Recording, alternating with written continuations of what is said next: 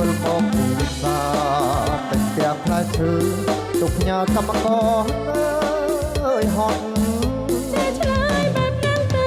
រួយការបាត់បង់លហួយទៅមានស្រីញីស្ងាត់ស្ងាត់ចេះឆ្លើយបែបនេះទៅរួយការបាត់បង់លហួយទៅមានស្រីញីស្ងាត់ស្ងាត់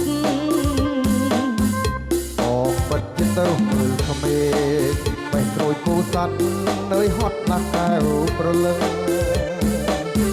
ស្នាមព្រេមចង់ពលត្រីថាអូនបន្សល់ថាបងស្មោះស្មោះស្រីស្រីក្លិនទឹកអស់ថ្ងៃស្មានខ្ញុំមិនដឹងអស់ទេប្រលឹងក្លិនណាស់ក្លិនក្រូចទេថ្លៃឆ្លាមុនលោកក្រោយបានហើយព្រះម្ចាស់ថ្លៃអើយបងបែរជាទៅមានស្រីឆ្លាមុនលោកក្រោយបានហើយព្រះម្ចាស់ថ្លៃអើយបងបែរជាទៅមានស្រី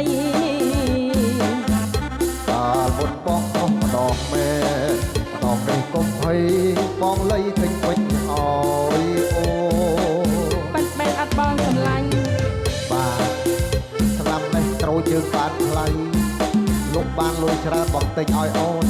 ចំកថាបងចាំតែមើល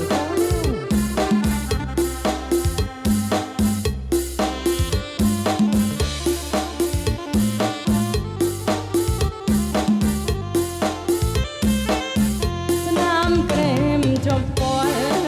ច្បាស់ជាបន្សល់ថាបងស្មោះស្មោះស្រីស្រីក្លិនទឹកអស់ផ្លៃស្មានខ្ញុំមិនដឹងអស់ទេប្រលឹង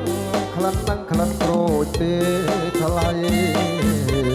មុនលោកក្រោយបានហើយព្រះម្ចាស់ថ្លៃអើយបងបែរជាទៅមានស្រីឆ្នាំមុនលោកក្រោយបានហើយព្រះម្ចាស់ថ្លៃអើយបងបែរជាទៅមានស្រីកាលមុនបងអស់ម្ដងមែម្ដងនេះកុំភ័យបងលៃទិញពេញឲ្យអូ